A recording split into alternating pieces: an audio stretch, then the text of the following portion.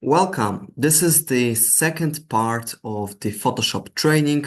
My name is Jakub Stadnik, and this training is organized in collaboration with Manene Cultural Trust. So in the second session, we are going to continue what we started in the session one. For those of you who just joined right now, the recording of the session one will be in the description of this video. And now, before we start, I just have a few quick announcements. So the structure for today is similar as it was previously. For the first 1 hour, we are going to continue learning the fundamentals. There will be a short 5-minute break in the middle. Then we will continue more exercises. And at the end, there will be some time for questions, if there will be any.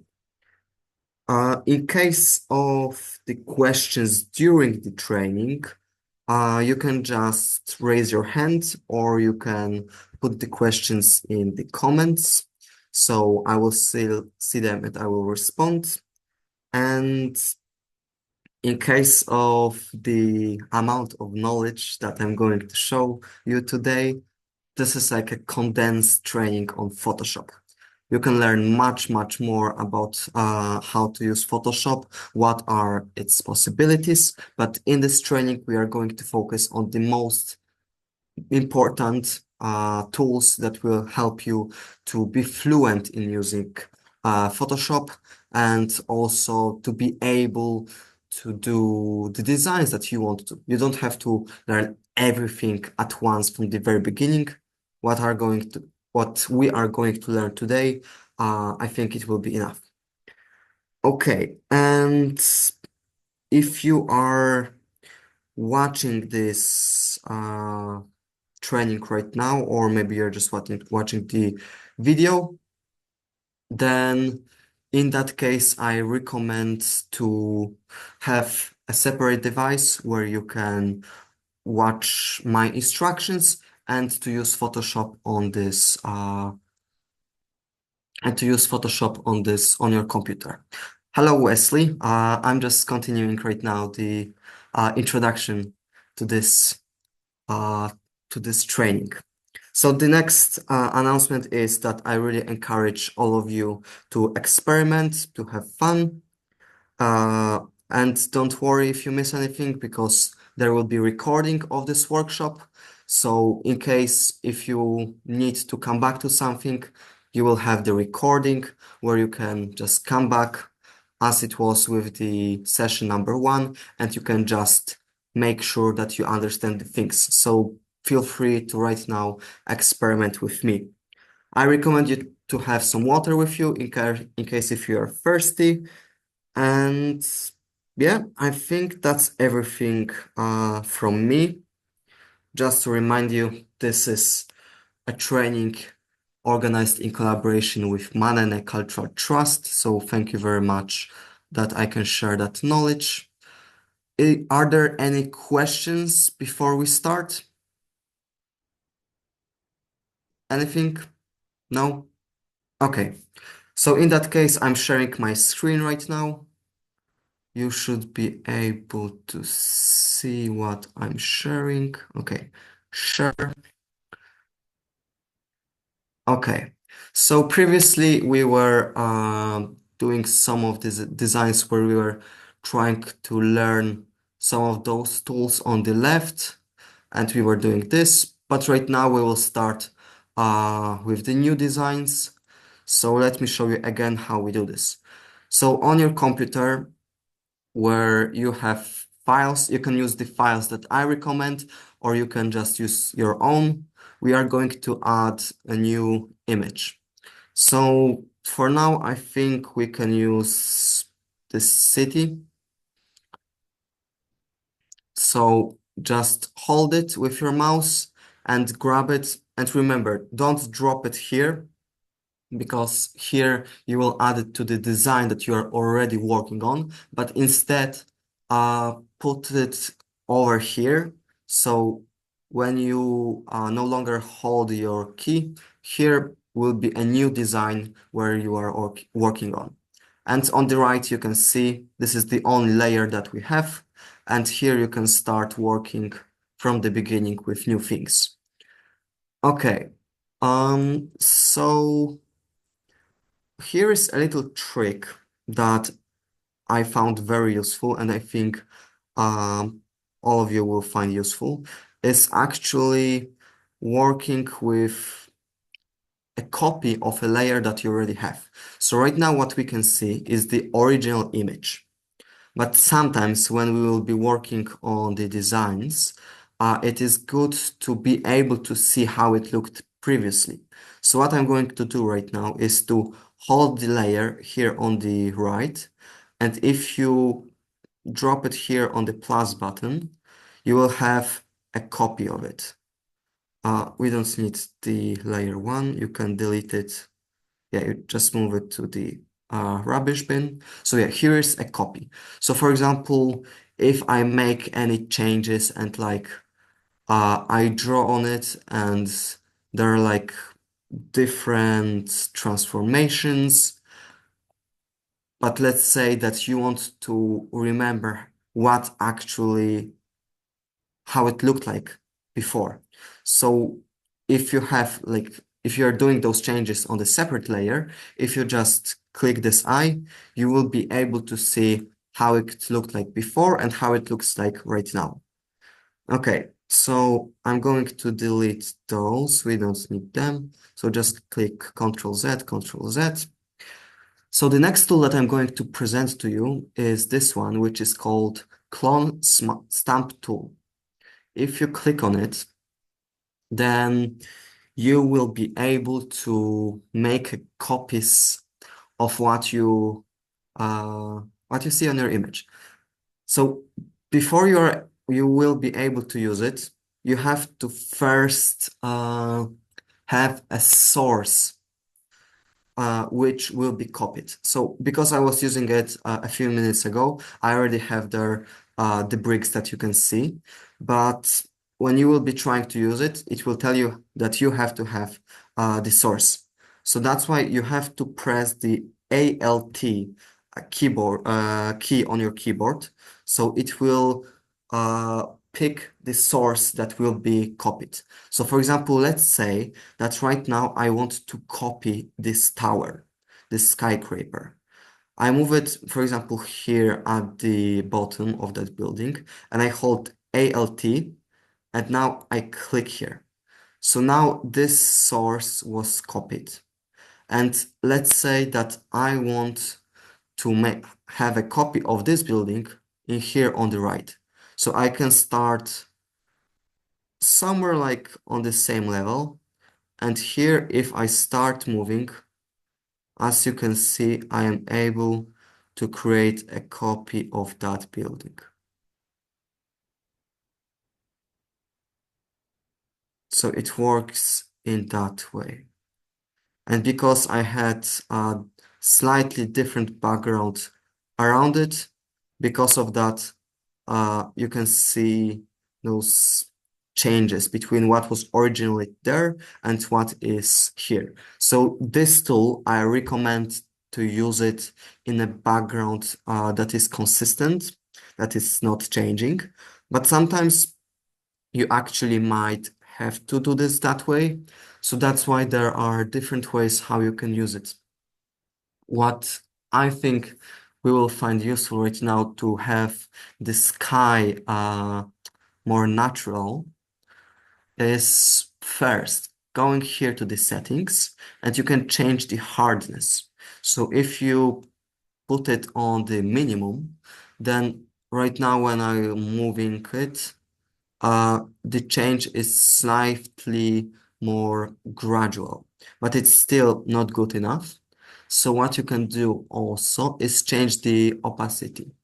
So right now, if I change the opacity, for example, to 40% approximately, then it's changing only a little bit. Only kind of this 40% of the image of the original source that was there is actually being copied. So right now it looks a little bit more natural, But yeah, in that case, I think it will be better to use the tools like this one or the object selection. So keep moving forward. The other tools that we have is, for example, history brush tool. Right now you can see how it works. Oh, that's actually pretty cool. To be honest, myself, I don't use it very often. But let's try to see it. So right now, I think we need to first pick up the color. So as I said in the previous session, here you pick up the color that you want. So let's say I want to have the color of the sky. I just click somewhere here. Now we go to this tool and I start painting with it as it was shown.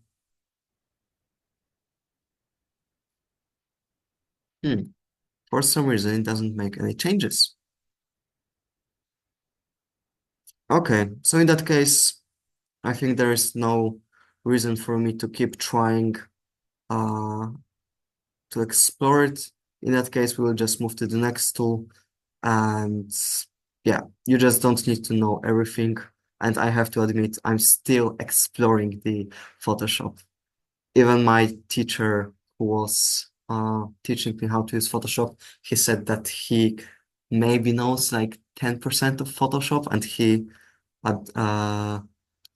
he see himself as a kind of very advanced person who knows Photoshop. Okay, so here's eraser tool. This one you will use much, much more often. Actually, I will show you a nice way what it can be used for. So if we delete this layer, so here I created a copy of what I have under it. And let's say that you want to work on this image. So right now, if we go to image adjustments, and I want this night to look much, much darker. So here we are able to make it dark. So what we can use the eraser tool for? When you want to, yeah, just erase what you have already. If there are like any mistakes or some details that you don't like, this is what this tool can be used for. Uh, if I hide the layer behind, you will see that right now I'm erasing the image. So there is nothing under it. So I see like the complete transparency. This is how it looks like nothing at Photoshop. But if I have a previous layer, the original one under it, I am able to see this difference because let's say there is kind of like a hole in my image on my layer in here, and I am able to see what is under it. So for example, if I want this building to be very visible, but in a more natural way, I can move hardness to the minimum, make this a little bit bigger, and now my my eraser is making this difference very, very gently. So now this building looks like it is very, very bright and like it's giving the light to the buildings around it. And yeah, you can play with it to make it look in a different ways. Yeah, for example, right now, here this area is dark, this area is light, because this is actually how this layer looks like.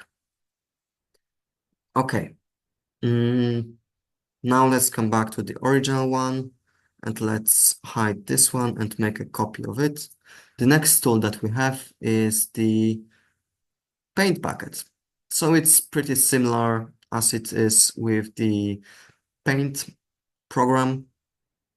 You can just fill something with the paint. So for example, let's say that I have a new layer and here I have different squares and each square has I want it to be like to have different colors.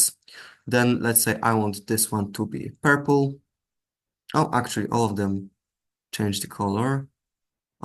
Yeah, so it works in that way. So in that case, okay, all of them are purple, but if we turn off the selection, here we do this. Now I should be able to change the color of each one of them separately. Or maybe not. Oh, I know why. I know. Okay.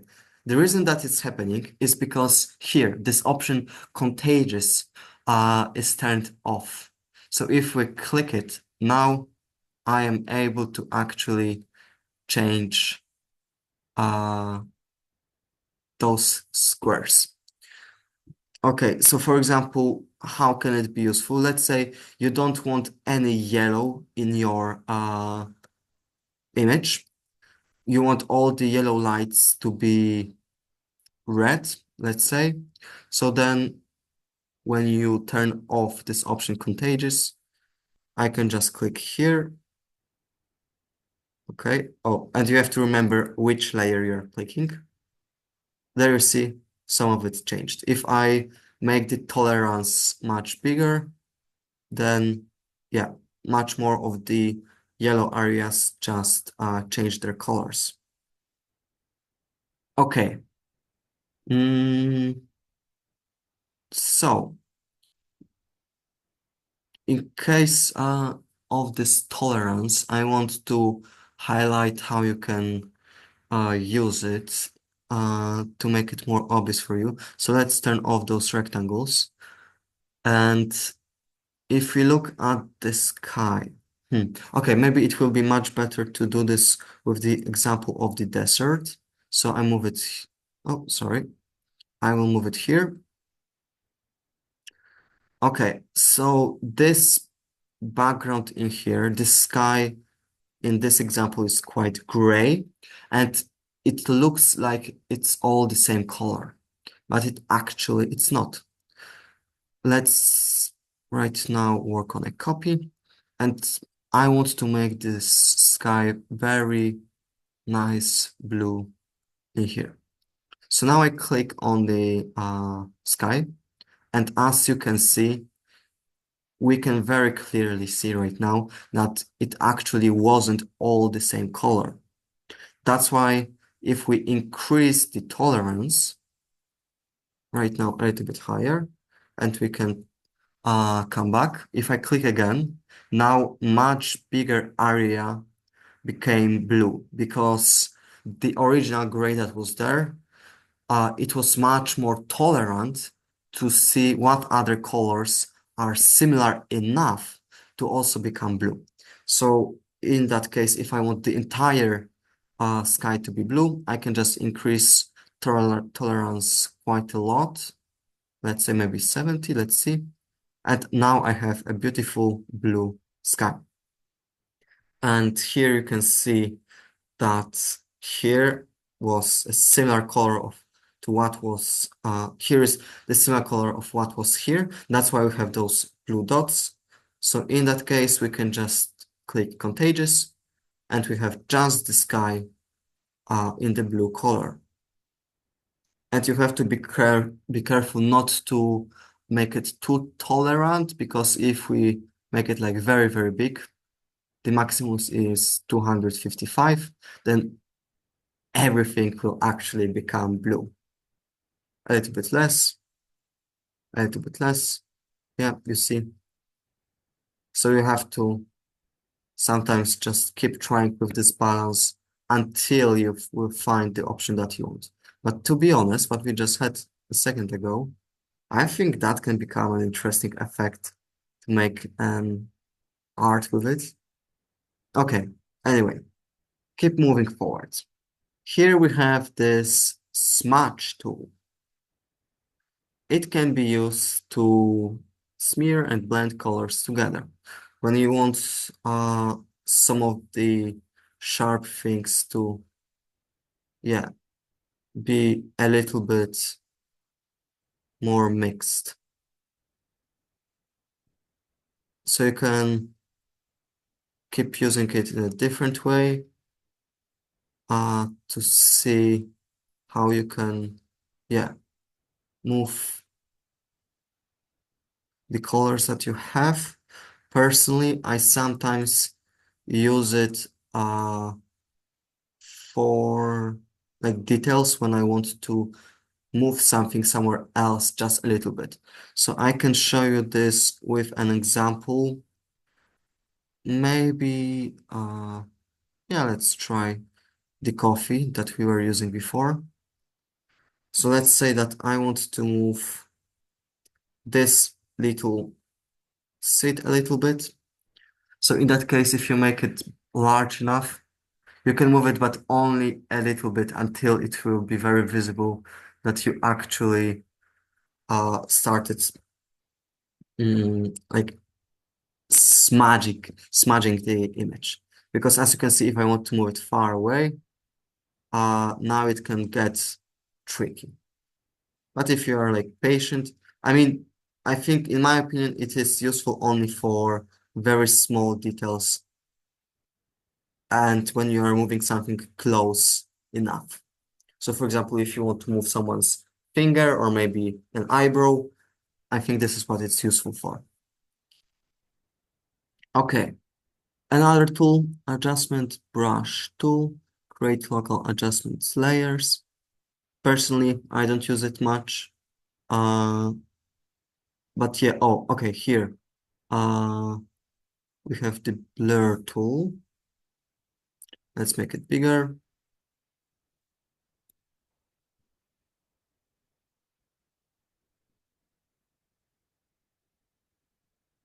That's okay, so it blurs the image a little bit. And here you can change the strength. So it just, yeah, the more you click, the more blurry is the area that you are working with. And here's another option, sharpen tool, where you should be able to sharpen the image that was there. So as you can see, Photoshop is working with pixels. And here, because a second ago uh, blurred this area a little bit, so I kind of decreased the quality. Now, if I want to make it sharper, now as you can see, this quality is getting more damaged and damaged. So that's why these tools are good to use in moderation, but yeah, not too much. Okay, here is the burn tool, which as you can see, you can make some areas much more darker. Personally, I use it when I edit photos with people, with some portraits, for example. So let's try with this person. So let's say that we want to have much darker shadow under that person. If we make it a little bit smaller, now we should be able to make this shadow much stronger, much more visible. And sometimes when you have someone's face, here, as you can see, here are all those pixels. You can, for example, highlight the cheekbones or the eyebrows to kind of make the other person look slightly different.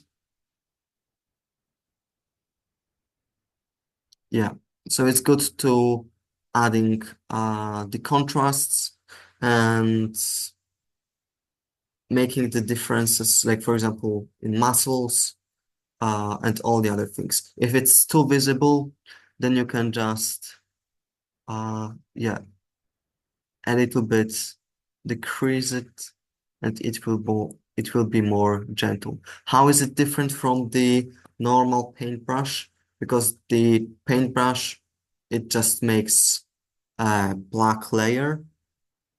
Let's see where it is. This here. Let's make it smaller.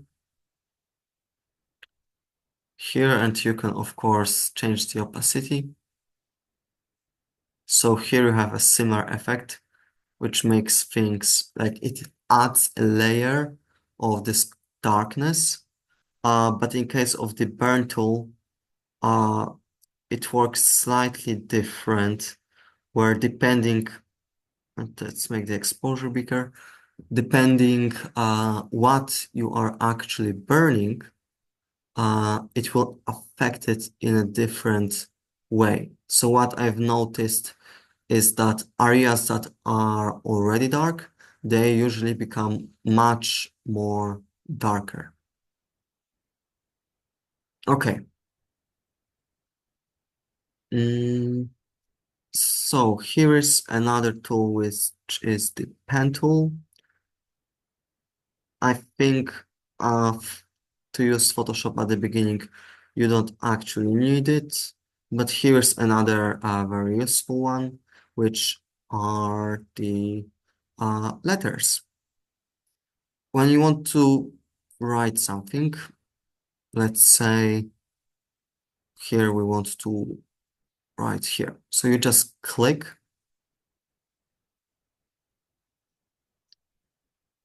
Let's try again. Oh yeah, and if you're not able to come back and you're like getting annoyed, yeah, you just need to click somewhere else. So it's enough to click just once, and you have to wait a second, and we can put it here. Yeah, here are like the basic options of what you can change, and you can of course change what is written there. So let's just write faster. If you want to select it like the whole thing, you just select it like this, and you are able to change the size. If you want to move it around, you have to go to the move tool and sorry, just locate it where you want. In order to change the color, I mean, yeah, if you really want to, if you really need to, you can use the bucket and just have the white one and let's make it white. But in order to do this, you have to rasterize the layer. So you will no longer be able to edit those letters. That's why the better thing to do, because as you can see, yeah, I cannot change those letters anymore. The better thing to do is to let's come back.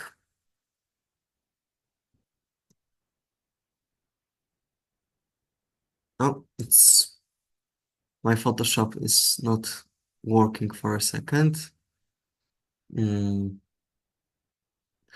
sorry, an error occurred. Blah, blah, blah, blah. Okay.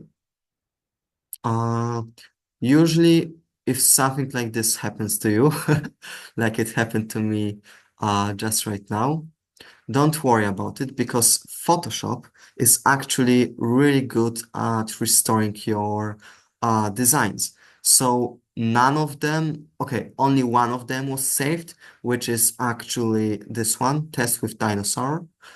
But if, for example, your computer ever dies or yeah, for some reason you had a situation like me where Photoshop it just stopped working.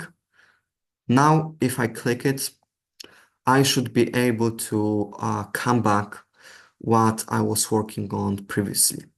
So actually, I'm very happy that it happened in case if you would ever be so worried.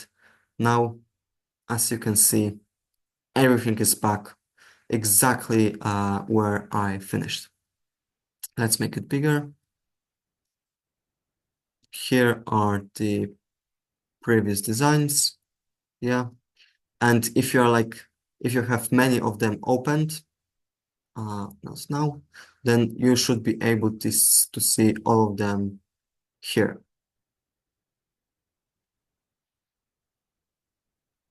Okay. So right now oh, actually, the one that we were working with, the lady who was running, we actually cannot see it right now. That's not good.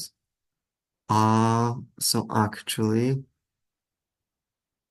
as you can see, not everything was restored. Yeah, unfortunately, but that's not a problem. Usually it should be restored. For some reason it wasn't restored right now, but that's fine. Let's keep going. So click once, you are able to write faster. If you want to change the color, but you are already like doing different things in here, then just come back, click that letter, and if you click here, now you should be able to select it and change the color to what you want. Same way, you can select it and you can change the size. You can just move it here, or you can choose the numbers here, or you can just type, for example, 35, enter. Okay, let's make it 200 right now, so you can see it very clearly. Let's move it lower. And now let's say that I want to actually change the font. So here you have a very long list of them. You can just keep trying and see which one might work for you.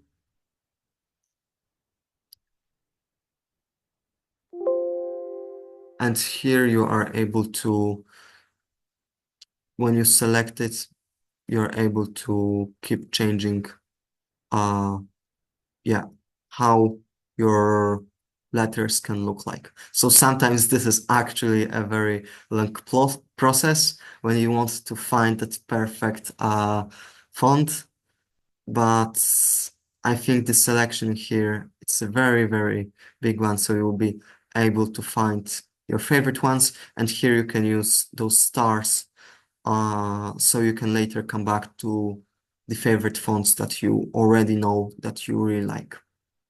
Okay. In case if you ever need to make much more changes with those letters, here are a few more options, but usually I just go here where are the properties, and here are more options of what you can do with those letters. So in case of all of those windows, you can just move them to make them bigger or smaller.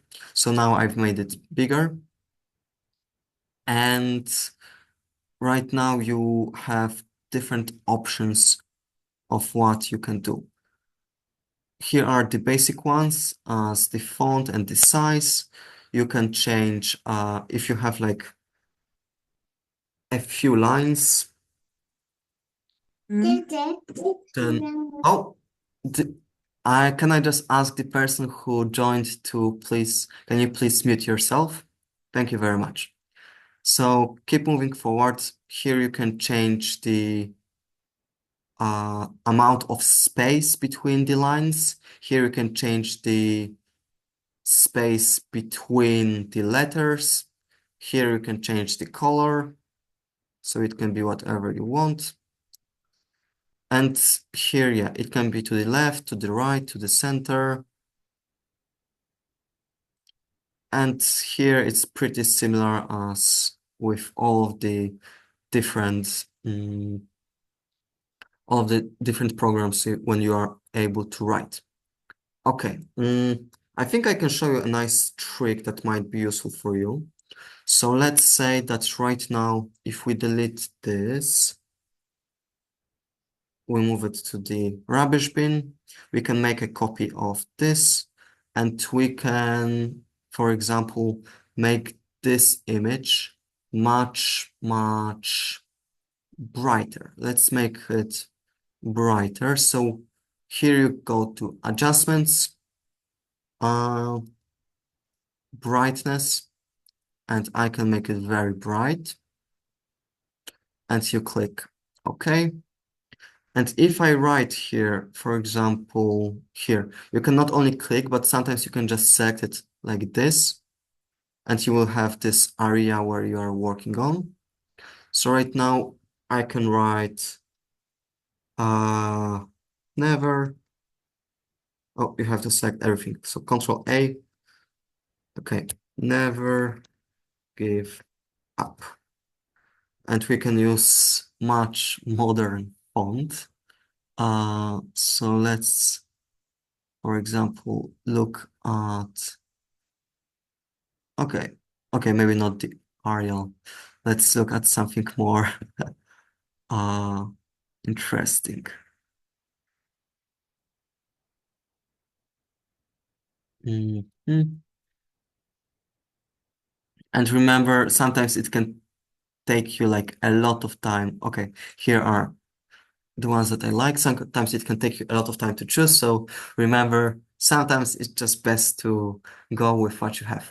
As you can see, now I cannot see the end of my sentence. The up just disappeared somewhere. So if I move it here, I should be able to do this.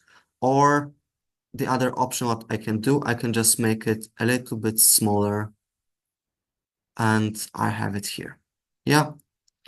So the trick that I want to show you, by the way, here, if you choose like different fonts, here you are able to make them italic, bold, and sometimes there are more options. But I really like the previous one that we had.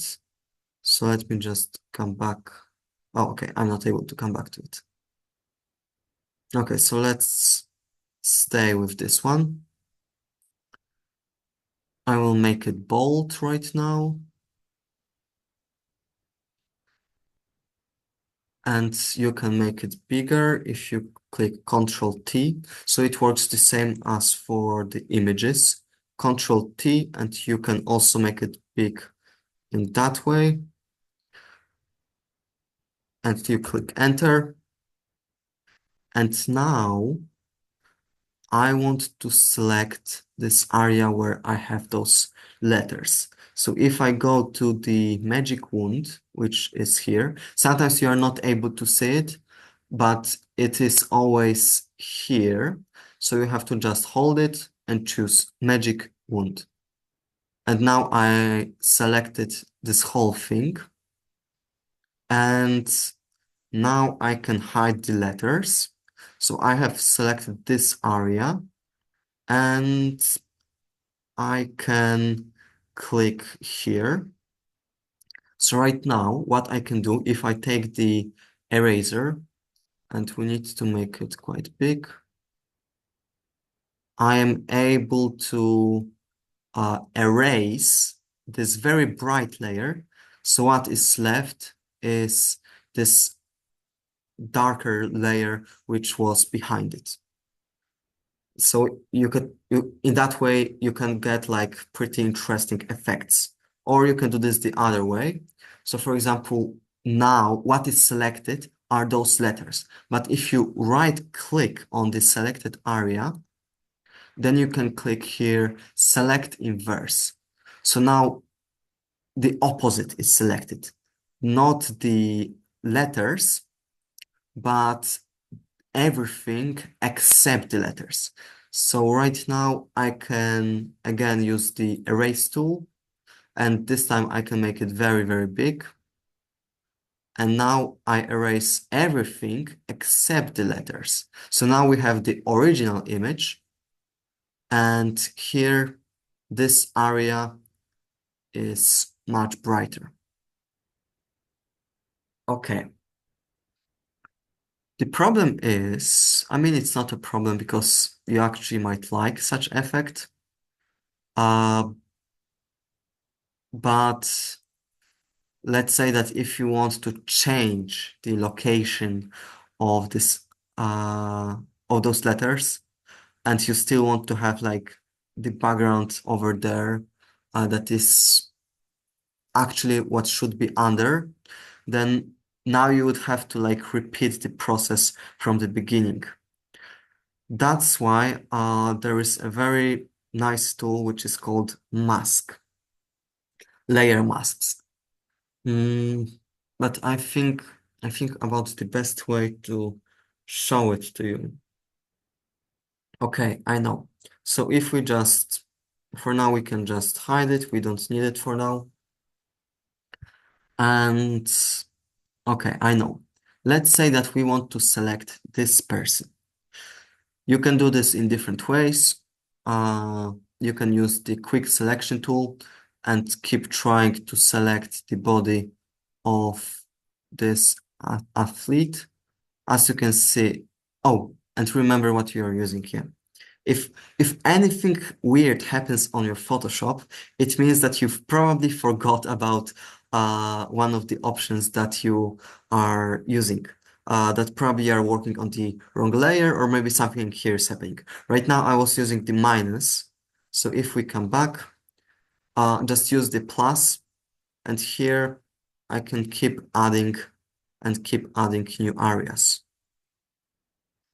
And roughly, I have the shape of this athlete, but there are a few like little mistakes. Let's leave them in here on purpose. So right now I can uh, I can create a copy of that layer that I had under. So as you can see, here is the original layer and here is a copy.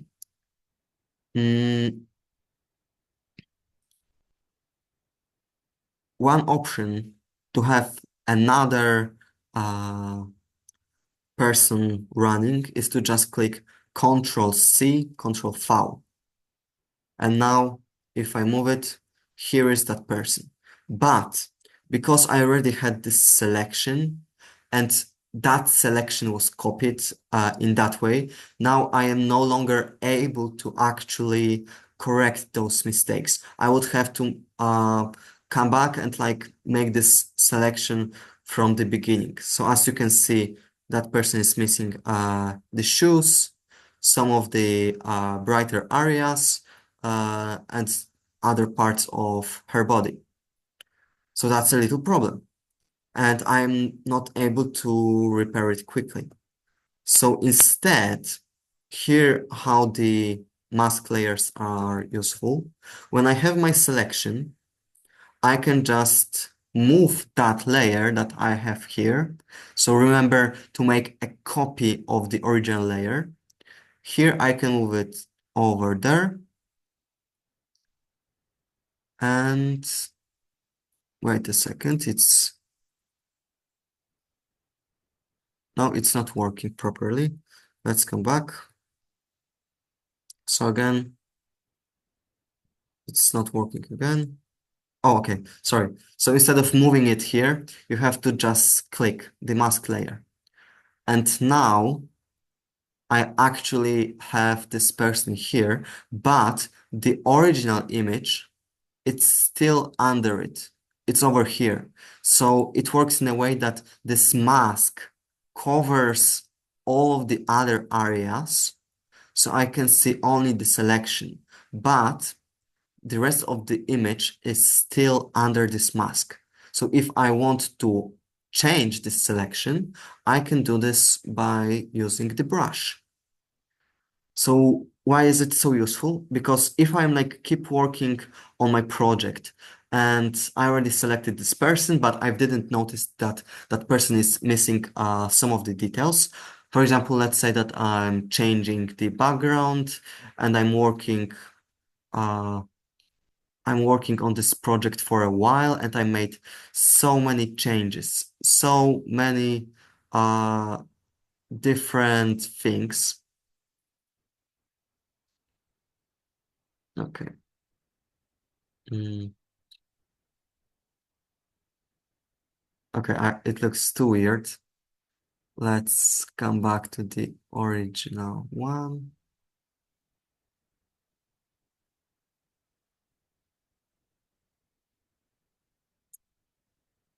Okay.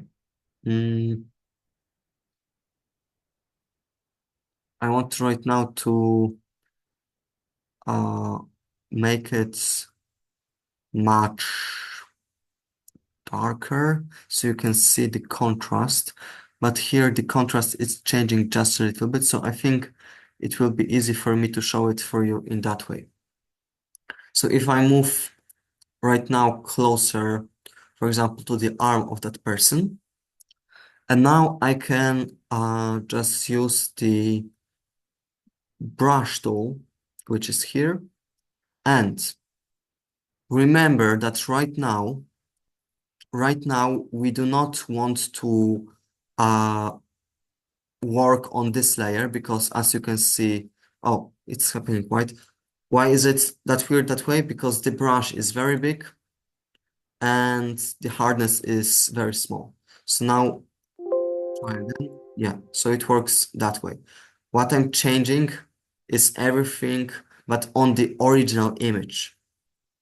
But if we come back and we want to add the details that are missing, then you have to click on that mask. So uh, it's quite small and I'm not able to, oh, actually I'm able to make it bigger. So this red area is black on that image and everything that is visible is white. So uh, in order to make that part visible, I have to paint it white. So select white on your painting uh, pigments. And now I am able to actually draw here. And okay, let's make this smoothing bigger and the flow. I am able right now to use the brush and keep adding the details that are missing. And for example, even if you added too much, so for example, here I'm trying to add the details of the leg of that person, and you've noticed that here is actually too much, then you do the opposite. You choose the black, and then you are able to delete. Actually, not delete. You're not deleting. You're hiding what was there. Okay, so we can do the same with the shoes. Remember to work on the mask. It is here. Remember you add it by clicking here when you have your selection. And right now, because I want the shoes to appear, I have to use white. So I've selected white, and now I am able to make the shoes to appear. And for example, let's say that you want some of the things to appear only a little bit. So if I'm using gray right now, so it's between visible and between invisible. So now, right now, it will be only partly visible. Okay, so this is what this tool can be used for. So let's keep moving forward. Here is the path selection tool.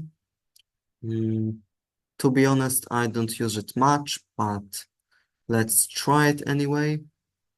So let's see if it will work in that way. Let's say I have a new layer. So you create a new layer in here on plus. Here right now I can have this red rectangle. And let's see if I will have this path selected. Okay, so actually it doesn't work that way, but probably maybe it will work on the normal rectangles. Let's see.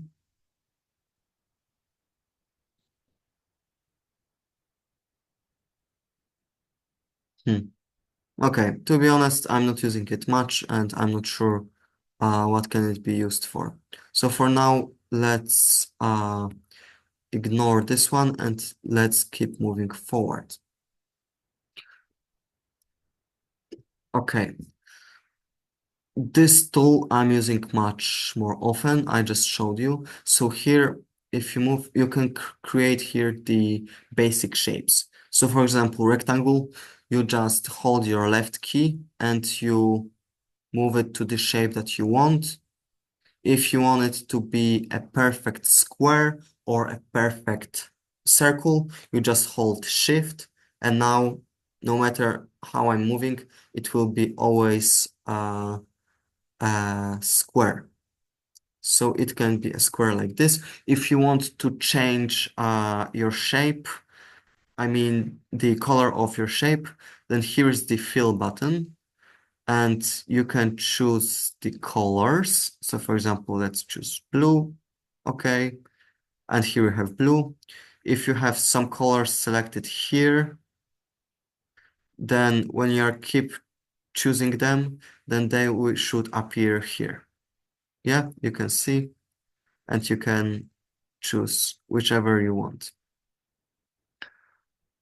If you want to add the frame, then this is here, the stroke. You just make it bigger or smaller. You can just hold it and move it here, or you can do this here. And those little dots in here, they change the sharpness. So you can make your edges round like this, very round, or if they're moved over here, they're very, very sharp.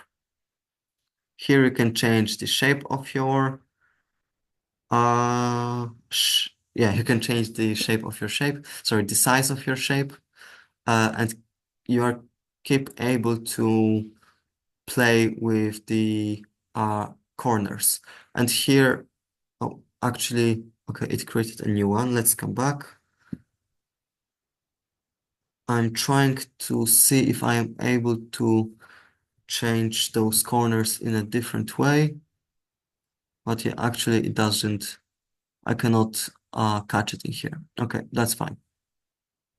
So the other shapes that you can do is there are circles, you can make ellipse, or if you want a perfect circle, you just hold Shift, and it uses the previous settings. So if you want to turn them off, you just do this by, for example, making this very, very small, so we no longer have a frame, and you can change the color. In case if you want to edit the shape that you were already working on, and you are like using the other tools and stuff like this, in order to change it, you can do this here. Or if you use the tool which is being used to create those shapes, yeah, you just click on it. Sorry, let's try it again. I'm trying to select something else. Okay. Wait, do you click on it? No. Okay, so now it's kind of creating a new object. So you have to click on the layer, or as we did it previously, you can just use the move tool and click the object. Okay, here are some other shapes, but let's keep moving forward. Here is the hand tool and rotate view tool. To be honest, again, I'm not using them much. If you're ever confused, you can just look here, bounce over different parts of an image. Okay, so we are not going to learn it right now. Here is the zoom that I showed you at the beginning. So here we can make things much bigger. We can close up, and if you want to close, go the opposite way, you just click here. Okay. So here are basically the tools on the left that we've learned. This is all that you need to know, but there are much more options here on the top. So those are like the basic ones. And what you can see here on the left, on the right, and on the top, some of the tools are actually located all over here. So you can access different options that work in a pretty similar way from from the top, from the right, or from the left. Okay, so before we will move to the second part of this workshop, where we will focus on editing photos, I think we will make a short break. So after this break, I will show you my favorite tools to edit photos to make them look much better, to correct any mistakes, to work with the color balance and the contrast to make your photos look very impressive. But before that, let's make a short 5 minute break. So if you want to drink something or just make some tea for yourself, here is a 5 minute break. I'm going to stay here.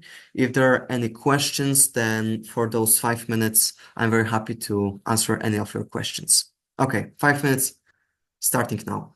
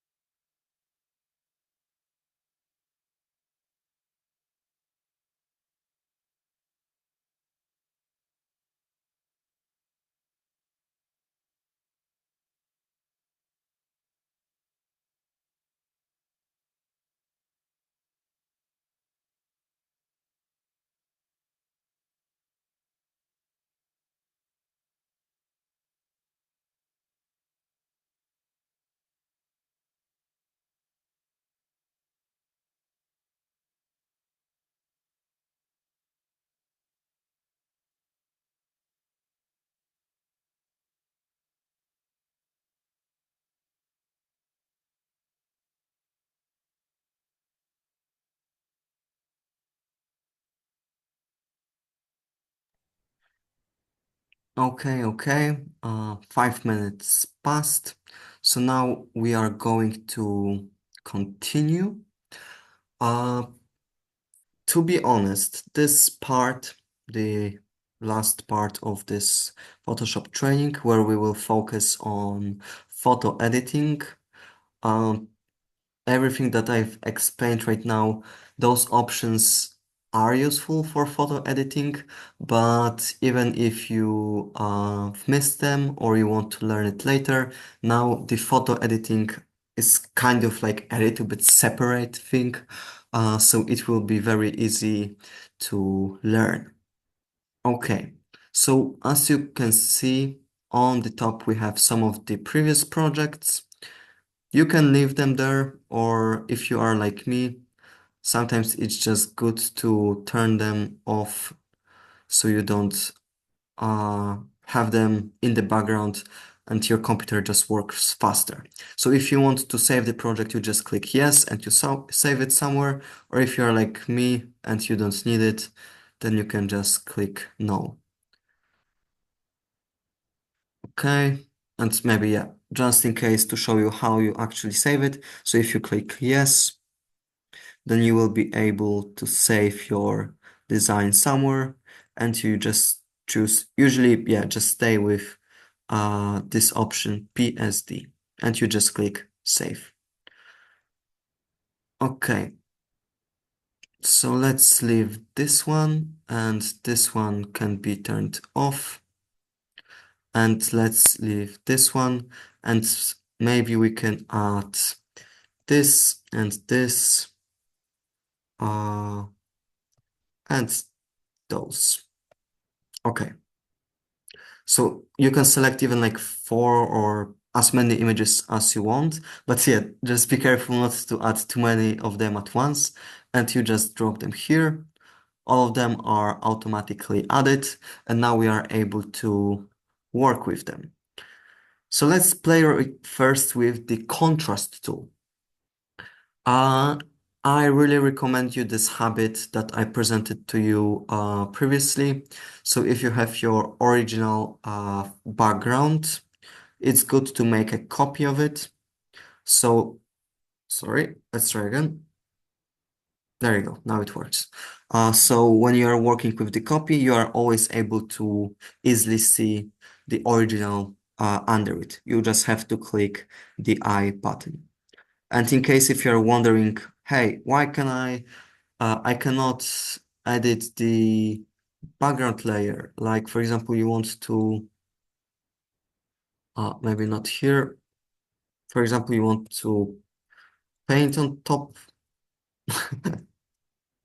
Right, okay. You want to, what did I use it for? Uh, okay, oh, yeah, if you are not able to change the order of your background layer, and sometimes yeah, you are not able to do the changes, then that's because there is this lock button, so you can unlock your layer and then it will work as all the other layers. But yeah, for now, let's save it as it is and let's work on the copy. So let's say that this image, I want to make it much darker. What you can do, you can go to the image, adjustments, and here you have different options of what you can do with your image.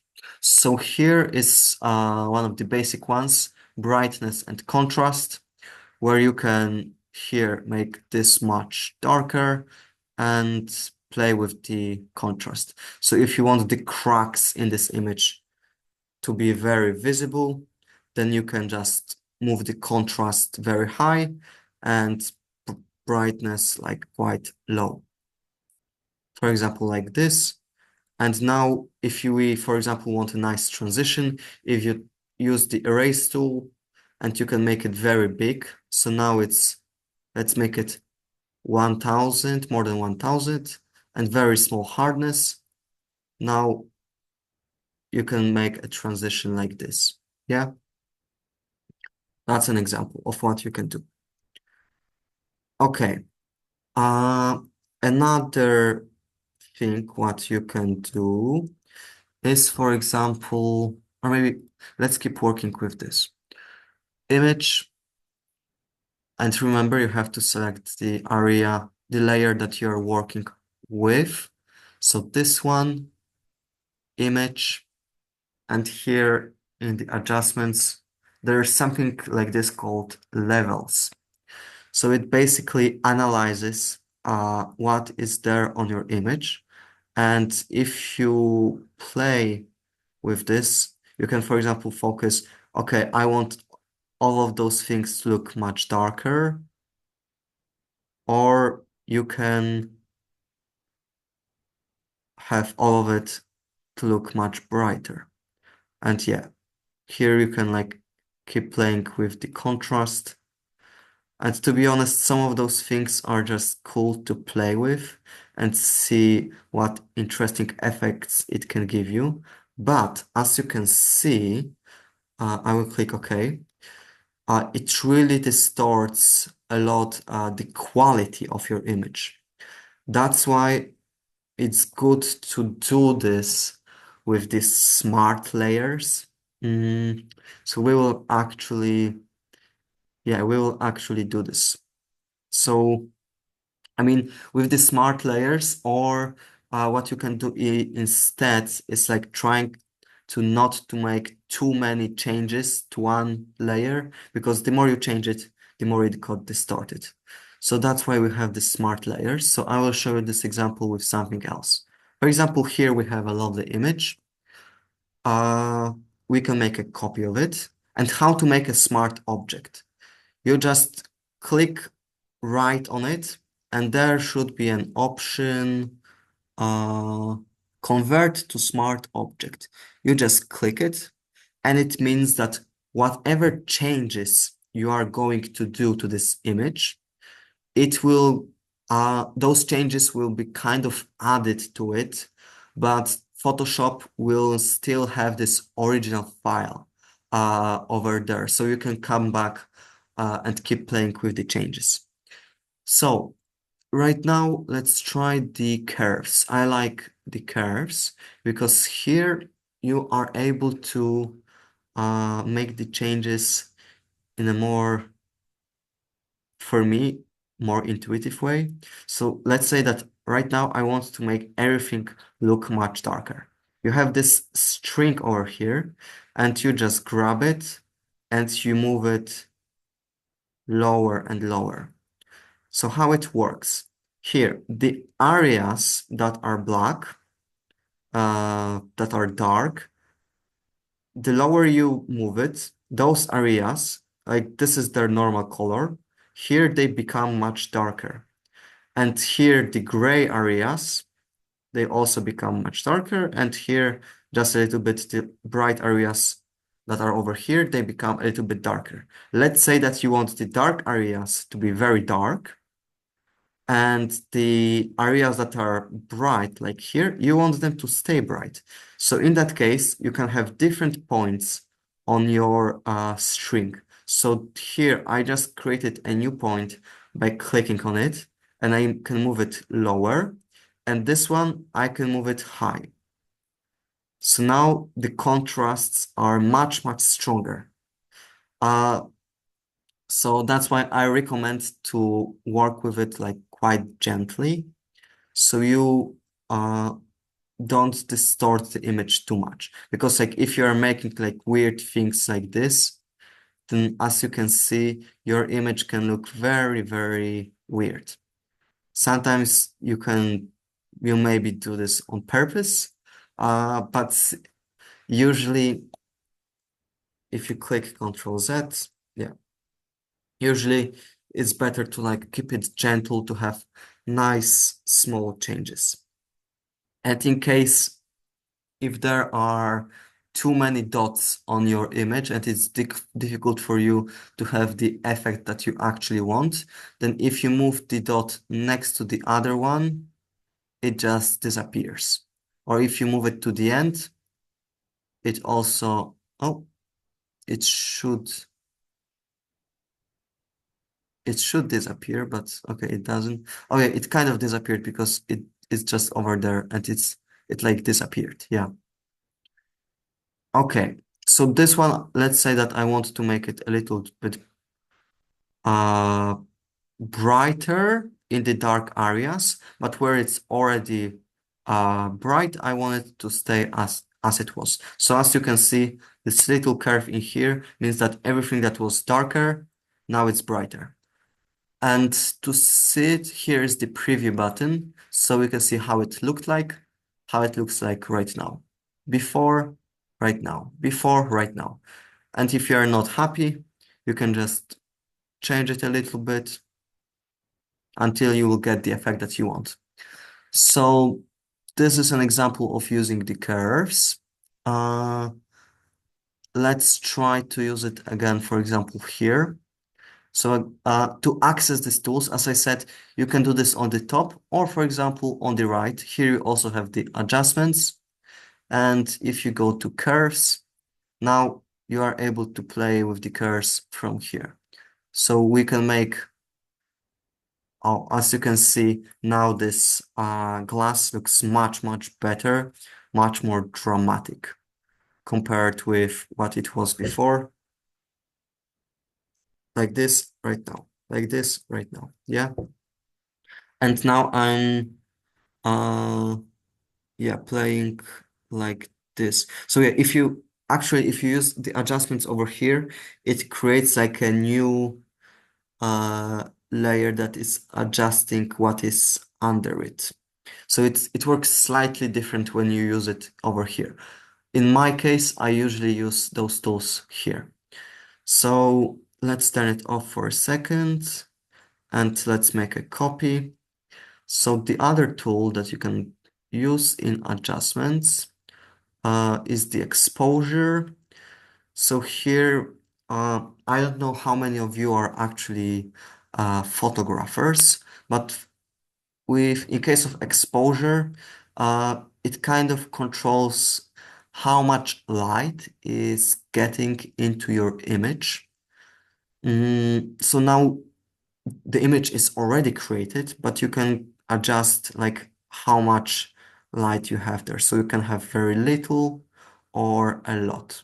Usually adjustments like exposure, we just use it a lot. Sorry, we just use it a little bit and you're just keep playing to see how your image is changing until you actually get, for example, a dramatic effect like this until you like it. Most of the tools, I use it in an intuitive way where I just move it to different directions. I see the changes, you can compare it, and then you see how your image is changing until you actually like it. Okay, let's come back to this lady who is running. Let's delete those old layers. Okay, so the other adjustment tool is, for example, the vibrance. I'm not using it very often, but let's see. Yeah, you can make the image very, very like kind of dead in colors, or you can have very, very vibrant colors. And pretty similar option is saturation, so it also adds a lot of colors, or you can like delete them. Not delete, but get rid of the colors. So now right now I have just black and white that together creates these gray areas. And you can play with it a little bit to see how your images are changing. So let's come back because actually I want the colors to stay. Here in the adjustments, so always remember, you go to image, adjustments, and here you have the options. So if we go, for example, to the hue and saturation, here you can change again how much color you have or how little. how light or how bright, but this, as you can see, it just adds the black to everything. So it works in a different way than the exposure and the curves. So here, usually, like it's better not to use it over here unless this is what you want. But here, the hue is the most useful because you are able to change the colors of what you have. So in that example, it looks like a little bit weird, but it can be very useful. For example, oh yeah, for example here, when the background is neutral and you have this red dots, and let's say that I want here to have a green paint. Then you just yeah, you can create a copy, image, adjustments, hue and saturation. And if you are moving it, then now I have pink, I have blue, and now I can, if you are not able to get to the color that you want here, then you can just go to the other way. So now I have orange, yellow, and now I have green. And you can also change how bright. Okay, maybe not here. So now here you can leave it to 0. Now I have green and I'm happy with it. I just click OK. And if I want this green to look a little bit darker, then I go to Image, Adjustments, and I think here maybe the curves will be best. So I want I want the bright area to stay bright. So here I'm going to leave it as it is, but I want this area, the green areas to go darker. So that's why I move it like this down and here up. And yeah, you can see, for example, this shadow is very, very darker right now. Or we can do this in a slightly different way.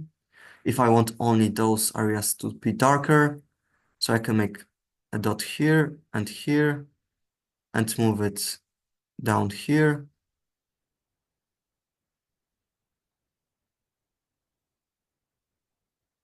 And make more space.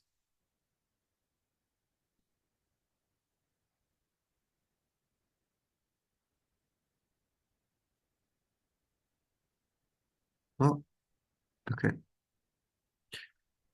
Oh yeah, and the preview. Okay, so now we can see. It's much, much darker over there. Okay, so moving forward, let's come back to this lady. Image adjustments. Here are some other options. We are not going to focus on all of them, but for example, let's try the photo filter. Yeah, so sometimes what I recommend is just keep trying and exploring Photoshop until you actually find the different options that interest you.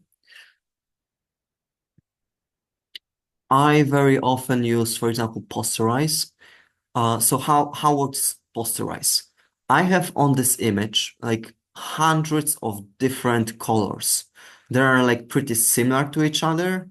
Some of them are different. You can say, okay, I have green, red, white, and black. But to be honest, there are like many variations of those colors, which altogether create like, yeah, hundreds or even thousands of colors. But if you click posterize, then as you can see, your image can be simplified to just a few colors. So right now, it's simplified it to like 4 different colors.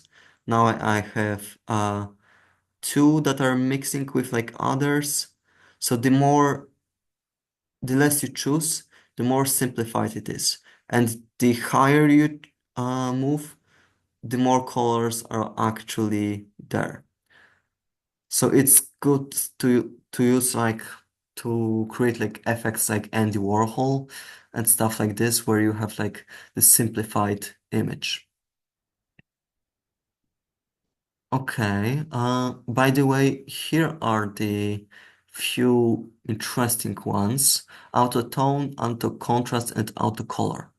So let's say that I have an image. Uh, yeah, for example, it can be this one, but right now I can show you how it works. So let's assume that the original image, uh, oh, the original image was very, very bright. So there was a lot of light like this. And let's say that where's the contrast? Here, that there was like a very small contrast. If your original image looks like this, and you don't have time to play all of those options and like keep changing the curves and stuff like this, if you just go to image and you click, for example, auto tone and then auto contrast, auto color, usually it corrects your image automatically. Let's try it maybe here. Image adjustments, auto contrast. Yeah. So you can click them, and sometimes it's like barely visible. Here we only saw like how the contrast changed a little bit. But yeah, I think it will be very visible here. So for example, auto tone here. So you see the tone changed a little bit. Auto color. Oh yeah, so the color changed actually a lot. Like here we saw that we had like a lot of pink, like this magenta in here. But if you click image, auto color, then it completely changed the colors, which in my opinion right now look actually better. Okay. And usually when you use one of those options, like the one that you use first, when you use the two other, the changes are barely visible or maybe like nothing happens. So usually the first one that you choose, it makes the biggest difference. Okay. Here we see the original, how it looks like right now. Let's make a copy. The other options, actually, those are pretty useful because you can change the size of your canvas. So right now, uh, here's my canvas, this rectangle. If I want to make it bigger, I want to have more space to work with. You can do this in different ways. So one of the ways is to go to image and canvas size.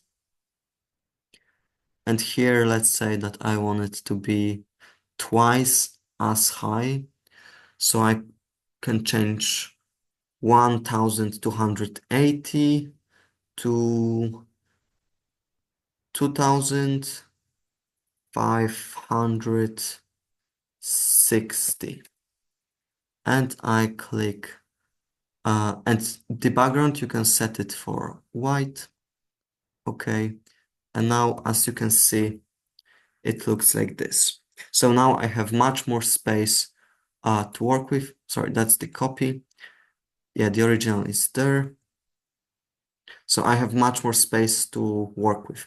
Or what is available right now, but it wasn't available before, you can use the here the AI expand option. So if I move it here like this and here like this, previously you would just have a white background, but now when I click enter, because of this AI option, Photoshop is imagining what can be here above and what can be here under it. So it usually takes just 10 seconds. And now I should be able to see the extension of that image. There you go. That's pretty cool. It always creates 3 different options. So yeah, and you can choose your favorite one. Okay, so uh, let's see the other options. Image adjustments. What else is useful for you? Invert, I think you're not going to use it often, but it just inverts the whole image. It creates the opposite, the negative adjustments, color lookup invert, gradient map. Uh, from those, I think the match color is really useful. So I will show you why. If we come back to the original image and we make a copy of it, and let's say that here I want to add a new element from somewhere else. Let's say that, for example, I want to, okay, maybe this glass. I can select this glass. So in order to select it, you can use the tool here, object selection. You just click on the glass. And let's see if it will select the whole thing. Yeah, it just selected the whole thing. Now you just click Control C and you come back here and you click Control V. So now I have a copy of this image. Control T, you just change the size. In order to keep the ratio, you hold Shift. And let's say that I want to put it here. Enter. So this glass, it is very visible that is not matching the colors, but it's still not the best example. I'm looking for something better. So maybe let's also try the part of the city. So we can tell if right now, if I want to select the city, it would be very difficult to me. So what I can do instead, I can select just the sky. So let's go to the selection here. Now I started selecting the sky. So now it's selected for me the sky. I can also change it a little bit here. And you can just click, double click, the right click, select inverse. So now I have selected this city, Control C and Control V. Okay. Let's make it a little bit smaller. Or maybe, okay, yeah, let's make it smaller. So let's say that here is actually something that is matching this image. Like this city right now is not, doesn't make sense. But for example, if there is like another person or any other object that you want to put there, but you see that the image source that you are using right now and the other image, it has like completely different colors and different light, and they're not matching. This is how you can make it more to make it look much more natural. So you click on it and you go to Image, Adjustments, and Match Color. And right now, it shows you like this analysis of what is there, and you want to match this image to the image where is this woman. So you just go to Source, and here is my original one. Sometimes it doesn't like jump there straight away. So you have to, oh, actually, I think it is there. So we want the background copy to layer. So if we choose background copy to layer, yeah, right now we have this one. And as you can see, the colors, they completely changed to match the colors of this image. And you are able to change them a little bit here to make it much brighter, much darker, until you will have like a very realistic effect that meets your standards. Okay, okay. And as you can see, this city right now is matching the colors of this image. This is how it looked like before and right now. Before, right now. Okay. What else is really useful in here? Adjustments from here. Those are my favorites. Canvas size, image rotation. Yeah, so if you ever need to change the rotation of your image, let's say I want to change the image of the rotation of this, Control T, and you are able to move it to the right, to the left. If you just you don't have to like you actually, if you want to rotate it, don't click here, just hold it like far away and you would be able to rotate it. And if you want like perfect 90 degrees or perfect 180 degrees, just hold shift and you will be able to move it with more with angles that are more full. So wait, let's come back to 90 degrees. So that was 90.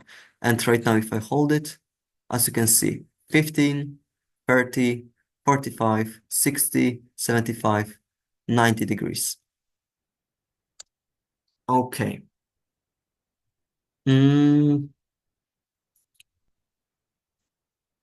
I want to also show you another thing. So for those, okay, maybe actually I think gradient will be useful for you. So let's say we want to make this poster look cool in a way where, yeah, we can have this city over here, or maybe we can make something more surrealistic like this. And let's say that this lady is escaping from that city. So we can select that person. So you just go to the select object selection. And remember, choose the layer, then click the object. Okay, we have this lady selected. You can, instead of making a copy of it, you can create mask right now like this. We are able to move this lady wherever we want. And if you want to add like some cool background behind, you can click a new layer and move it under that lady. So right now, if I, for example, make a yellow background, it looks like this, yeah? But let's say that I want to have like a transition of colors. This is when the gradient is useful for. If you hold it and then just use here, gradient tool, you are able to choose your colors. So just click on it and you can click basic. And for example, let's choose this one. Right now, it's using the colors that you have selected. So let's say that I want to have the red. So now it's choosing the red. And if you want to have a different color like this one, you click on it and you want to have, for example, blue, but like maybe like this, like purple. And now it happened here. And in order to make that change, you hold and you move. And now you have a nice transition. You can change it, like the direction of it, like this. it can be like a very gradual transition, or if you put those two very close to each other, it happens much more rapidly. Okay, this is one way of using it. Or we can hide it and create a new layer. Let's say that I want to have some color only from one side. So if you choose this one, the second option from the basics, now I can have here, for example, the green, or maybe orange. Let's go with the orange. And now, as you can see, here the gradient is moving from full color to complete transparency.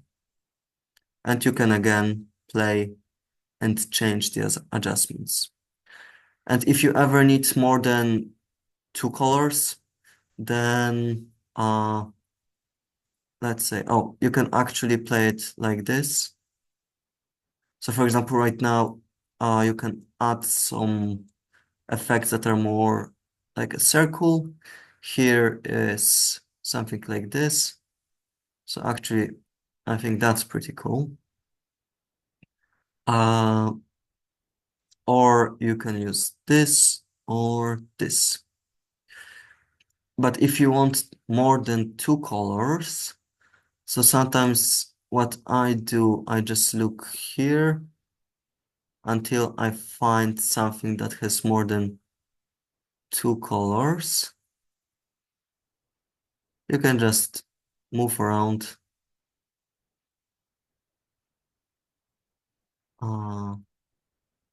Oh yeah, okay. So here, for example, we have quite a few.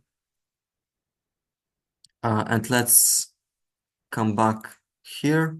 So for each one of those, you can select a color that you want. And let's see if we are able to delete them. Yeah. So you just click on the one that you don't want and you click backspace. And now you are able to add any colors that you want from the color palette.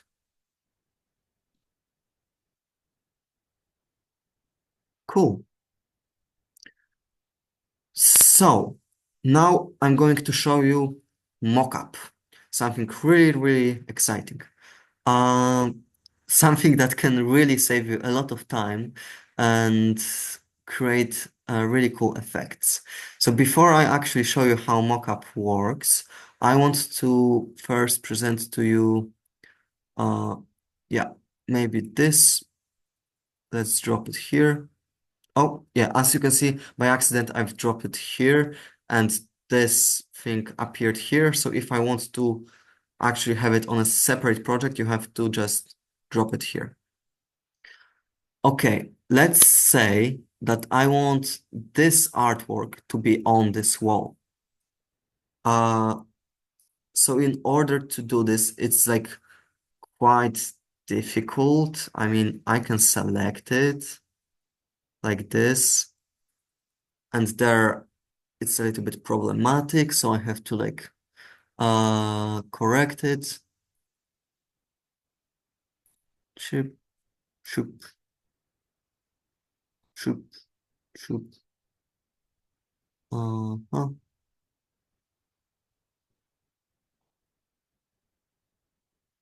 Okay, Control C, Control V. And now I can like move this object. So if you ever need to change the location of the corners, then you click Control T, and like this, it doesn't help, yeah? So instead, you just hold the corner and you click Control. So you are able to move one corner, then you again hold Control, another corner, and then again Control and another corner. You just follow the lines. So in that case, I move it somewhere there. And here, this one a little bit higher. And now it looks more realistic, yeah? Um, so that's pretty useful, but hmm, there are sometimes more complicated situations. So let's go to the files that I sent you, or if you don't have access to it, you can later just look for mockups. But right now, I want you to show this example. So here is a mockup that I already downloaded. You just click on it, and here is an example of this image. Let's say that I want the artwork that I just had. Let's put it here. Let's put it on the top. I want this artwork to be on this bag. That will be quite difficult to do because there is the hand of this person and some words, but I can try anyway. So let's say I very quickly select the arm of that person like this. And like, don't worry if you're like selecting on the wrong layer, because once you've done your selection, you can just click the right layer and you can just click Ctrl C, Ctrl V. So now I have his arm copied. I can move his arm to the top layer. And as you can see, this image is there. I can rotate it here and Control, Control, Control. Uh, the effect, I I mean, it's not really good and it doesn't look very realistic. So what can we do instead? Let's copy, let's put this image here again. So it was, I will turn off the old ones. We will not need this. No. Where is it? Buildings, abstract paint, hallway. Okay, here it is. So I can just Control Z. I can copy this. Okay. And coming back here, Control V. Here is an example of a mockup. When you will download it and when you will open it, usually there should be like a name saying design here or something like this, or your design. What you do, you double click the image and then it will open a new window for you. This is actually not the one that we want. Let's wait a second. Oh, now my Photoshop is again moving quite slowly. When something like this happens, usually just wait a second. But yeah, okay, now it works. So I think, yeah, it will be here. Double click. Oh, it's again not here. Where is it? Uh, it should be adjustments layers, design here.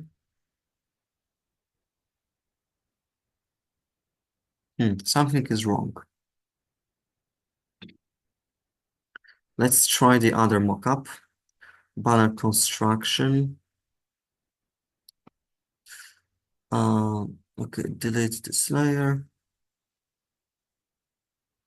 So here is,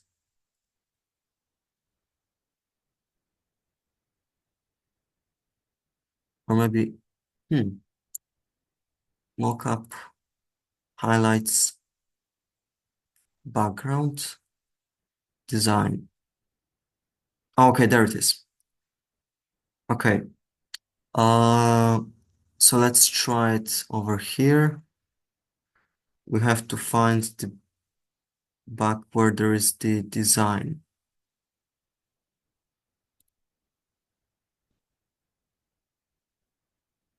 Oh, okay. So instead of clicking here, we have to click here. So when it says your design, your design here, you have to click not on the image where you can see the shape of what is there, but on that window. So you double click, and now we can see what is on the back. We don't need it anymore. We just delete it. And we want to put there this nice painting that we had. So I just copy it, and we don't need this as well. Control V. So now I can rotate it, and I can make it fit to the corners.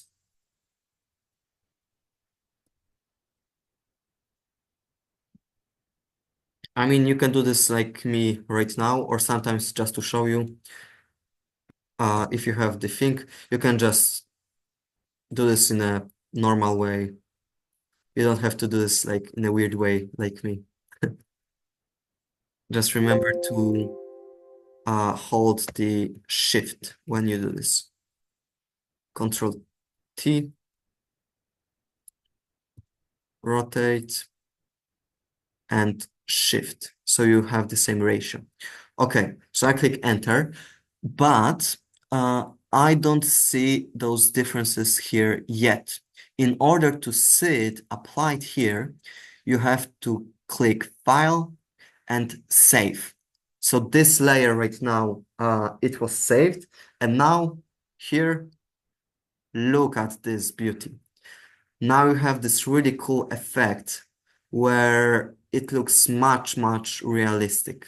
And you can use those mockups for like a lot of different reasons.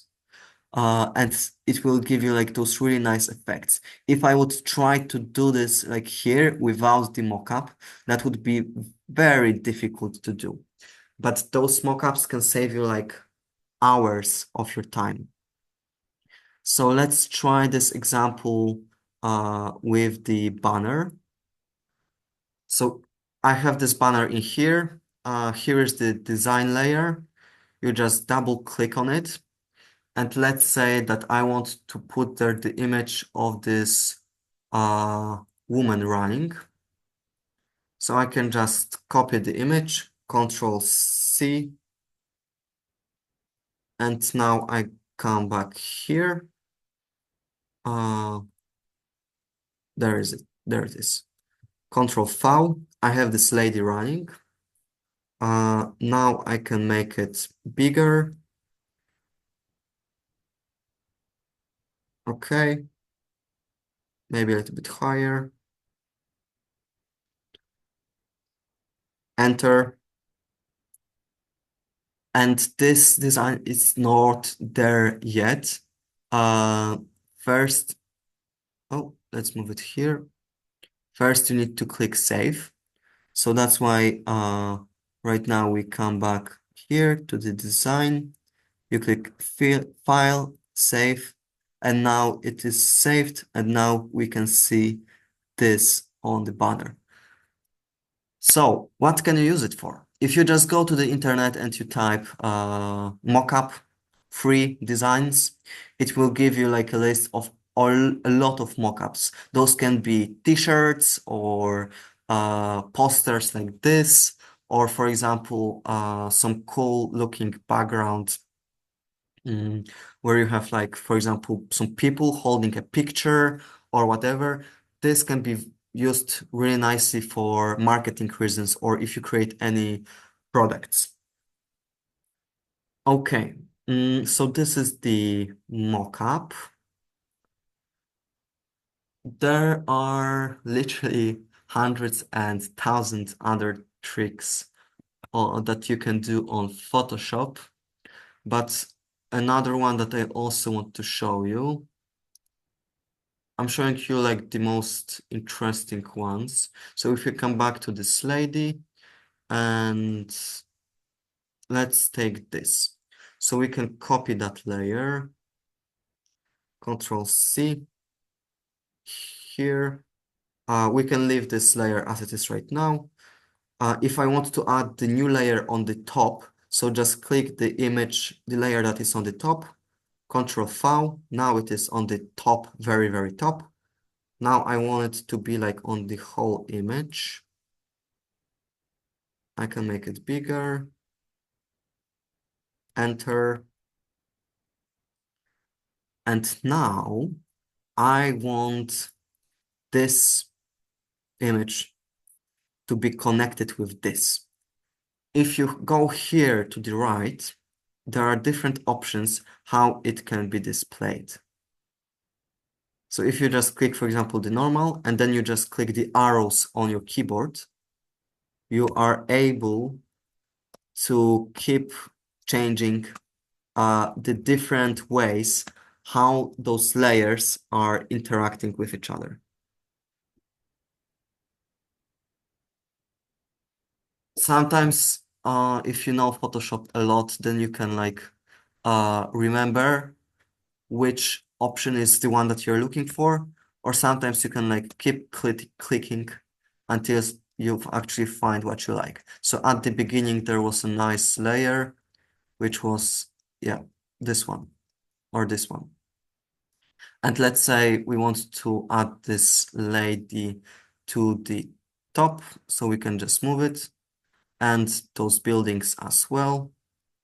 And now we have this cool effect with those patterns on in the background. Okay. The other function that is also nice to play with are the filters. So if you go here, I have an idea. We can again select the city. So look, right now I have this, yeah? But because I was already working on this project and I remember that I already selected the sky and the city, I don't have to do this from the very beginning. I can just click Ctrl Z and I have the selection that I had before. Ctrl C, Ctrl V. Now I have the city copied in here.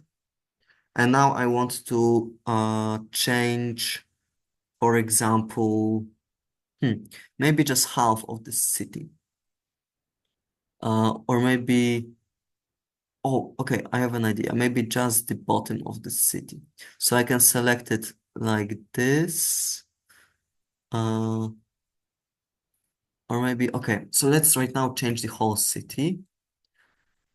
So you go to filter, and let's say that I want to make it blurry. So you can just go here, blur, and I'm always using the Gaussian blur. So blur, Gaussian blur, and here you are able to control how much you want to blur it. So you can make it a lot or just a little. Yeah. So let's make it just a little. Okay. And now I can, for example, erase a part of it. And now I have this effect where those towers are very, very sharp and the things around it are more blurry. Let's try it again. Yeah, now it's more visible. This is one of the options what you can do. Let's try the filters. For example, here are like many of them. Let's try the smart filters. Okay. Again, file. Oh yeah, here is the filter gallery. So if you go far away, you just hold Alt. Oh, I think we selected wrong area. Let's come back. This image, filter, and filter gallery. It shouldn't be that much distorted. Let's try artistic. That's weird. Let's move it a little bit. Okay, sometimes when something confusing is happening, just keep trying and maybe let's click OK. It's happening like this. So maybe I will try to, maybe I'll try it with the original one. Filter, blur, sorry, filter gallery. Hmm. That shouldn't happen.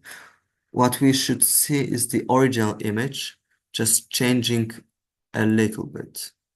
For some reason it's not happening, but I think it's probably because I was playing with the settings somewhere before. Oh, okay, yeah, that's true.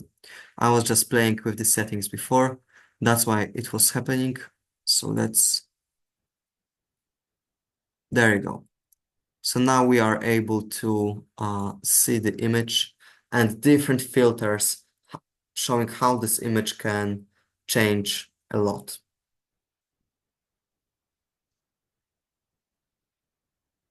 That's cool. And here you can play with the settings.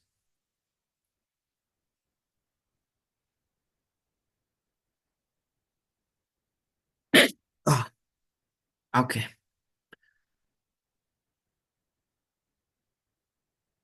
Smoothness, strength. Okay, let's see it. So here are some of the coolest options. Uh, I really recommend you to play with Photoshop and like keep exploring this stuff. There are really, really a lot of options and you can like keep finding new ones and Adobe, sorry, Adobe is like keep expanding their tools and like keep improving their programs. So from time to time you will see some new things, but the basic ones they're always the same and they only work much and much better. If you ever meet any problems, first I encourage you to like keep trying. Like don't be afraid to make mistakes because you can always like click Control Z or just start a new project. So like keep trying, keep experimenting.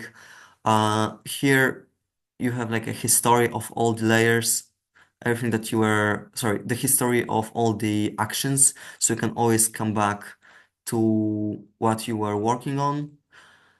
And when you are experimenting and like not being afraid to make mistakes, this is when you actually have fun and explore really nice, cool effects. This is one advice that I can give you. Um, oh, my internet connection is unstable for a second. Okay, I hope right now it's fine.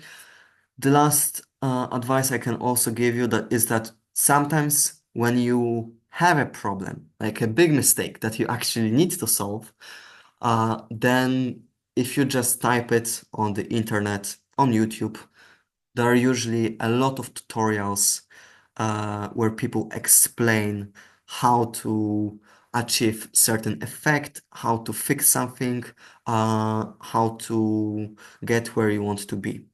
So just type your problem, type the result that you want to have, and you will find the solutions there. And there are many tutorials teaching how to use the Photoshop. So I really recommend you to keep expanding your knowledge and keep doing the exercises. The more you actually create on Photoshop, the more you will be fluent with it. Okay.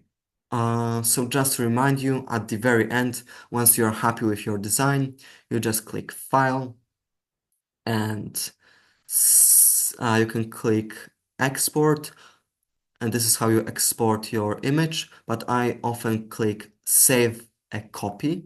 So now it's also exporting, but it's just called Save a Copy. So I come here, I want a JPEG. Here I have like many different options. So the popular ones are JPEG, or there is also the PNG, or you can save it as a project. So remember, there's a big difference. PSD, this is the project. So all the layers, all the filters, everything is saved there. But if you save it as a JPEG, you have saved just the final result. You are not able to work with the layers anymore. So you just give it a name, a poster, and save. And then you just choose the quality. Okay. And you have your image saved. It is here. And you can share it with your friends. You can share it where you want to. Okay. That's everything from me. Thank you very much for being a part of this Photoshop training. This training, this session and the previous one, both of them are recorded. So I'm going to share the links to the recordings once they will be edited. And the link to the previous recording I will also send it and it will be also attached in the description of this video. Are there any questions at the very end? Something I can help you with?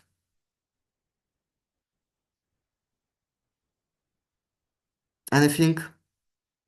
Jakub, I just wanted to ask Yeah? about maybe data privacy when using Photoshop. Mm-hmm. Uh, are some of the issues that could arise or not? What do you mean by What privacy? data privacy means maybe someone feels that you have taken their photo without consent Oh, and okay. maybe edited or something of the sort. I understand Yes. you. Okay, so in that case, Photoshop, this is a tool. This is a tool which you are using in order to edit the images. So what are your sources? This is like up to you. So for example, if you're using Photoshop just for yourself, then what you can do, you can just edit your own images. Like for example, if you went somewhere for holidays and you want to have really nice photos that look much better, then you can edit your own photos and just make them look much better. And later you can show them to your family or on your social media. However, if you are, for example, working in a business and you are creating some marketing designs and you don't want to show your private photos and at the same time you want to have something to work with, on the internet you can just type royalty-free images. And there you will have images that are available to public. There are no like intellectual property problems, and you can use them as you wish in order to create your own designs. Is this what you were asking about? Yes, thank you. Thank you very much for that clarification. Yeah, you're very welcome. So yeah, you can always use your own things, your own images because you created them. But if you ever need to use any images from the internet, for sure, like don't go just to Google and just type like, I don't know, a flower and just copy random images because sometimes there might be some intellectual property like policies and the owner of that image might be not happy that you're just stealing their images. That's why there are websites where you just look for royalty-free images. Yeah. Or you can, of course, use your own photos if you have any. Okay, that's everything from me. Are there any more questions? Anything else I can help you with? Or okay. So if it's everything, then thank you very much. I'm right now going to finish the recording and very soon I will send in the email the link to this recording and the previous one where everything about the Photoshop is explained. Thank you very much and have a beautiful day.